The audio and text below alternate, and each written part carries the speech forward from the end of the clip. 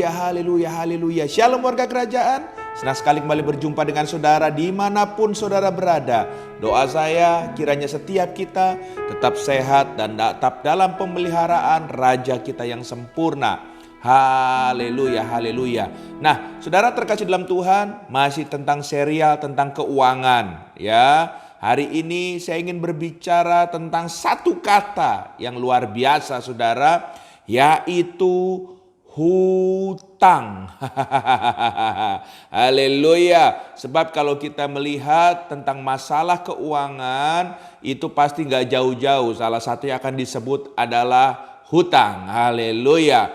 Dan saudara, dengan kemudahan hari-hari ini begitu banyak jalan pintas. Waktu orang mengalami permasalahan secara finansial, mereka dengan gampangnya mencari solusi hutang. Dan saya mau katakan sama saudara, apakah ini permasalahan yang baru? Tidak. Sebab hutang itu adalah persoalan dari klasik saudara. Itu sudah ada dalam zaman dahulu kala saudara, dalam kehidupan manusia. Ya, nah saudara nggak sadar kalau kita berhutang sebetulnya itu mempertaruhkan banyak hal. Salah satunya nama baik kita bisa rusak, ya. Persahabatan kita bisa rusak, ya, bahkan persaudaraan yang awalnya rukun bisa rusak juga gara-gara hutang ini saudara terkasih dalam Tuhan. Nah, oleh sebab itu pertanyaannya sekarang, apakah benar hutang itu adalah sebuah solusi untuk mengatasi kesulitan secara ekonomi? Iya kan? Haleluya. Sebab kebanyakan kalau kita melihat masalah yang terjadi dengan orang-orang yang terikat dengan hutang, sebetulnya ya ketika pengeluaran mereka lebih besar daripada pemasukan.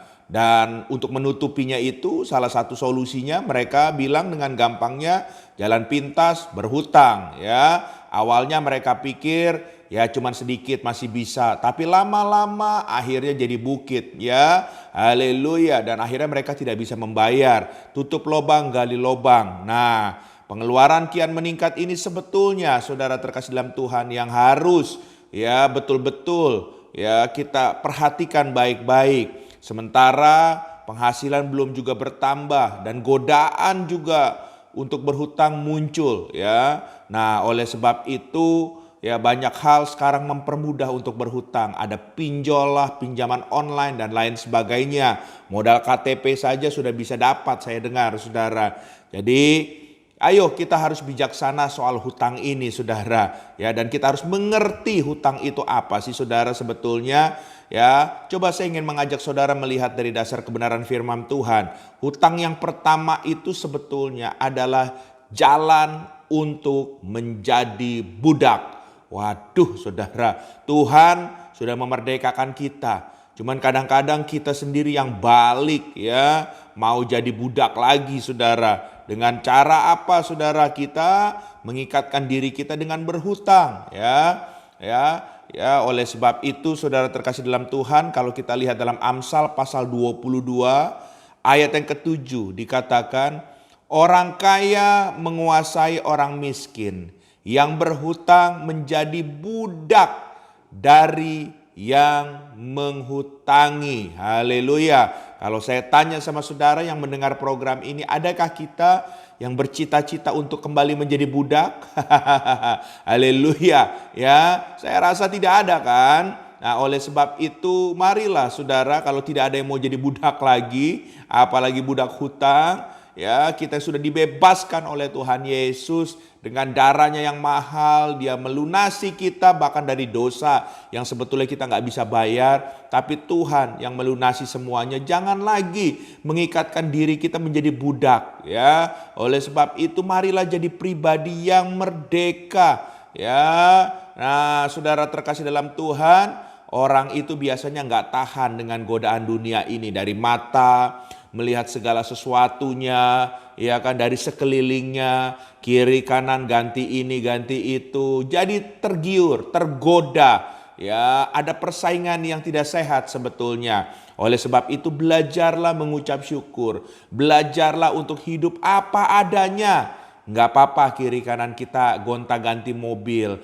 gonta-ganti tas. Ya mungkin itu adalah berkat buat mereka. Kalau kita belum sampai di situ, saudara, belajarlah untuk kita mencukupkan diri dari apa yang hanya Tuhan berkati dan kita punyai saat itu, saudara. Ya, jadi ini poin yang pertama, waktu kita berhutang, diibaratkan kita menghambakan diri, kita menjadi budak lagi, saudara.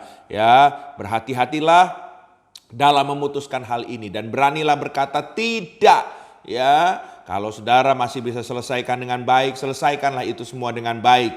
Tidak perlu pakai berhutang-hutang. Lebih baik saudara kalau memang pernah salah, saudara akui salah dan saudara janji untuk saudara mencicilnya pada saat saudara ada uang, daripada saudara gengsi untuk mengakui dan di sebelakang tahu itu saudara sudah pernah salah jalan, saudara cari pinjaman-pinjaman, akhirnya itu akan semakin malah bukan menyelesaikan masalah, semakin membuat masalah baru. Haleluya, haleluya. Hal yang kedua yang saudara perlu mengerti soal utang. Hutang itu sebetulnya banyak orang berpikir itu adalah solusi.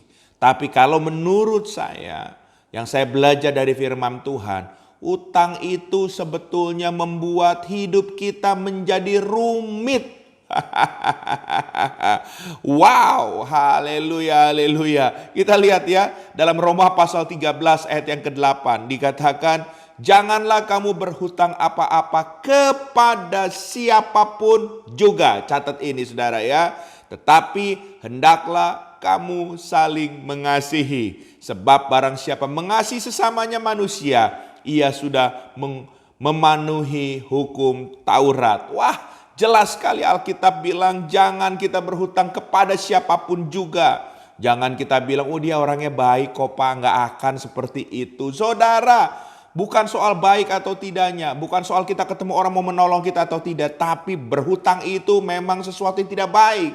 Jadi Alkitab sudah katakan jangan biasakan diri saudara berhutang kepada siapapun juga. Haleluya, haleluya. Ya, bahkan kalau saudara lihat dalam versi firman Allah yang hidup ya, FYH ya, kalimat pertama ditulis lunasilah segala utang saudara. Dengan kata lain, Tuhan gak suka umatnya dibebani oleh urusan utang piutang. Sebisa mungkin kalaupun saudara hari ini ada utang, lunasilah segera utang itu, saudara. Ya, dan di sisi lain Alkitab juga memperingatkan kita agar mencukupkan diri dengan apa adanya.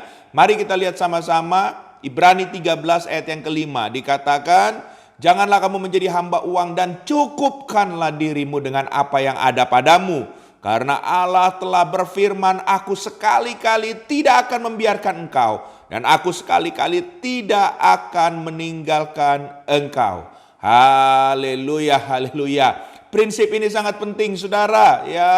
Catat dan renungkan baik-baik. Karena merasa cukup dengan apa yang kita punya akan menghindarkan kita dari banyak masalah. Ya, kita tidak akan mudah tergoda untuk membeli atau memiliki barang-barang yang sebenarnya bukan kebutuhan yang penting buat hidup kita saat itu saudara terkasih dalam Tuhan. Ya, bahkan ketika saudara mengalami kesulitan keuangan, coba renungkan. Ya, jangan-jangan ini menjadi sesuatu ya yang menjadi solusi, tapi itu sebetulnya tidak menyelesaikan masalah saudara. Ya, jadi sebetulnya ini terjadi bukan karena ketidakmampuan saudara menghasilkan uang, melainkan akibat besarnya tagihan yang harus saudara lunasi setiap bulan kalau saudara berhutang. Makanya akhirnya ya berbunga itu membuat saudara terjerat sama hutang yang luar biasa. Ya, haleluya, haleluya, haleluya. Oleh sebab itu, kalau kita belajar dalam Pengkhotbah pasal 7 ayat yang ke-29,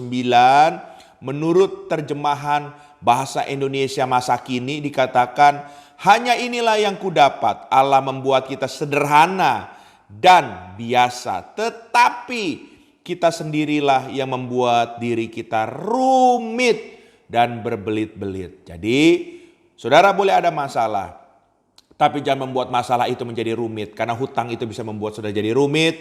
Datanglah kepada Tuhan, minta ampun, berubahlah. Tuhan, pasti tidak akan pernah meninggalkan dan ada hikmat dengan cara yang tepat dan benar untuk bisa menyelesaikannya. Bebaslah secara finansial kita, merdekakanlah secara finansial kita karena Tuhan menghendaki kita bukan terjerat menjadi budak hutang, tapi kita menjadi pribadi yang merdeka, menjadi display kerajaannya di muka bumi ini. Tuhan memberkati. Haleluya, haleluya. Izinkan saya berdoa buat saudara.